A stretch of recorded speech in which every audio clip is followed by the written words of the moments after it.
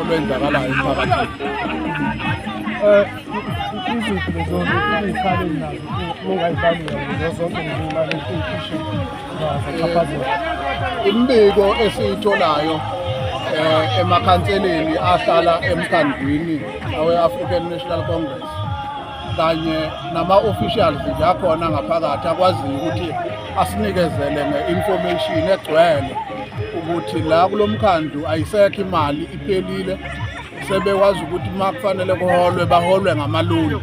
Basanda ukuyolanda u-6 million nje wokuthi bakwazi ukuthi baholela abasebenzi. U-6 million womgwaqo lo ovele wacwila kuthiwa i-bypass, kodwa i-bypass yakhiwa u-Department of Transport. Kodwa nala emkhandlini kune-project erejistiwe kwakhishwa imali kwathiwa u-6 million we-bypass.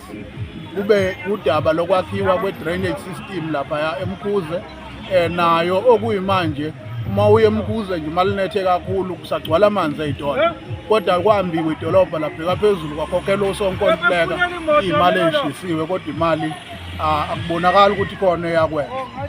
Kube u-50,000 rand onikezwa ikhansela ngalinye ele-IFP uma ngabe kuzoba ukhisimuzi, kuthiwa imali yabo kakhisimuzi. Zonke lezo zinto-ke abantu bala eJozini bathi bakhathele umkhandlu lo oholwa i-IFP, bafisa kabi ukuthi ukhetho lisheshe lifike bakwazi ukuthi bayikhiphe ngoba sebeyinikeza ithuba elikhulu, kodwa ayikhombisi ukuthi ihlulekile manje. ngokubona kwenu ihambe kahle manje?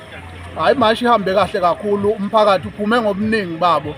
Bebezinkulungwane angazi ezingaka abantu ade bephumile bezozwakalisa ilaka labo. Umeya womkhandlu uze wabaleka kanye nesigungu sakhe, abezanga nokuzomukela imemorandum ize yamukelwa o-ektayo ukuthi abe u-MM, okukhomba ngokusobala ukuthi umeya uyahluleka nokuphendula ukuthi imali uyishonisile.